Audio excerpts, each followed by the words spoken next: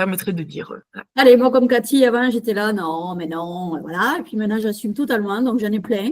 Celui que j'ai, c'est de faire mes carpe diem. J'ai toujours appelé ça mes carpe diem.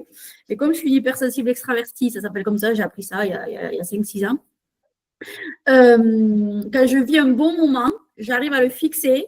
Voilà, je ferme les yeux 2 secondes, je le fixe, les odeurs, les bruits, le bonheur que je ressens. Et quand je vais mal, eh bien, je me le restitue, en fait, et du coup, ça fait du bien. Enfin, voilà, ça, c'est mes petits carpe diem. Donc, je suis très… ouais, je profite à fond de tout, quoi. Donc, papillon qui passe, bon, bref, je m'extasie, et voilà. Ensuite, qu'est-ce que j'ai? L'écriture. Depuis que j'ai 12 ans, j'écris des poèmes, j'ai écrit 3 livres, enfin, l'écriture. Qu'est-ce que j'ai? Le passage à l'action, je suis toujours très active, je suis toujours passée à l'action de tout. Je suis très dans la boulimie de la vie. Voilà. Et puis, c'est joli. J'en ai d'autres après, mais là, comme ça, voilà, les premiers qui me viennent, c'est ça. Merci. Alors, avant que Sonia elle fasse son intervention, j'aimerais quand même vous dire que là, c'est très intéressant parce qu'on est chacune en train de donner ses talents. Sachez que ça, justement, c'est un trésor pour Boost Up. C'est-à-dire que dans le groupe Boost Up, que vous avez, le groupe Telegram, rendez-vous compte du nombre de personnes qui est à l'écoute, qui est dans la patience, qui est dans l'empathie.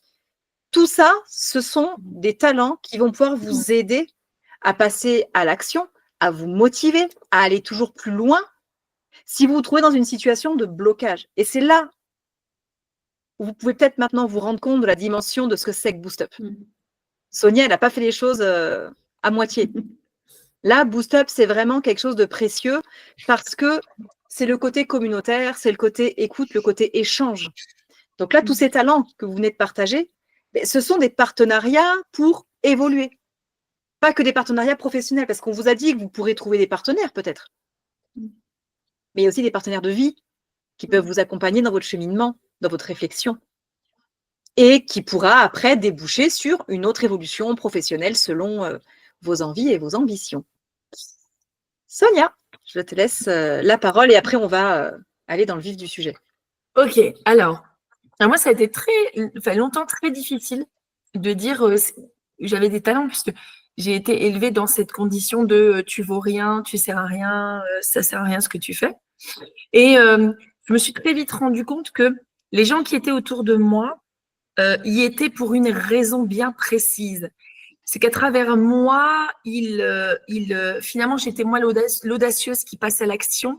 Et comme eux n'y arrivaient pas, ils passaient par moi. C'était plus facile, c'était moi qui prenais les risques.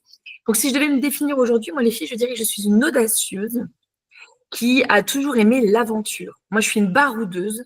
Je suis capable de prendre la bagnole et de parer du jour au lendemain à 1000 bornes de chez moi.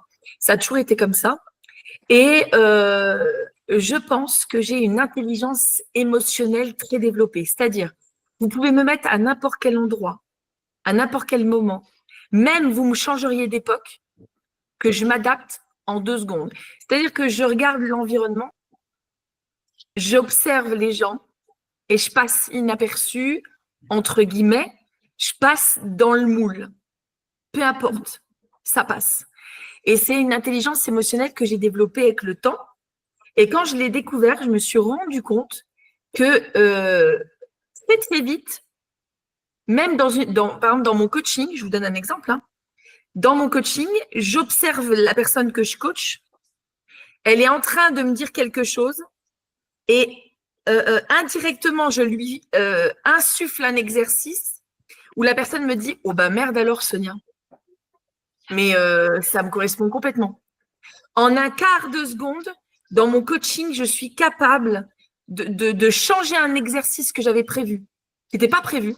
Je casse tout mon coaching parce que d'un coup, j'ai entendu un mot, j'ai vu un geste qui m'a fait me dire « change la donne ».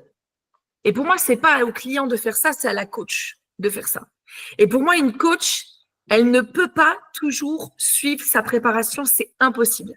Elle prépare son coaching, certes, mais il y a toujours, à un moment donné, l'improvisation et l'intuition qui va débarquer parce qu'il va y avoir un mot, un geste, une phrase qui va changer toute la donne. Est-ce qu'on est capable, en un quart de seconde, d'arrêter de regarder sa fiche et de coacher quand même? Et pour moi, c'est ce qu'on appelle moi, je dis toujours, une coach, c'est une équilibriste. C'est-à-dire qu'elle tangue de gauche à droite, elle a l'équilibre, mais à un moment donné, il va y avoir une faille et il faut qu'elle y aille quand même. Et il faut qu'elle garde son équilibre. Donc, je suis capable finalement d'être dans une situation un peu compliquée avec un client ou une cliente et la personne ne le voit pas. Elle ne sait pas du tout que j'ai changé mon coaching en un quart de seconde. Ça, je pense que c'est les talents que j'ai, ouais.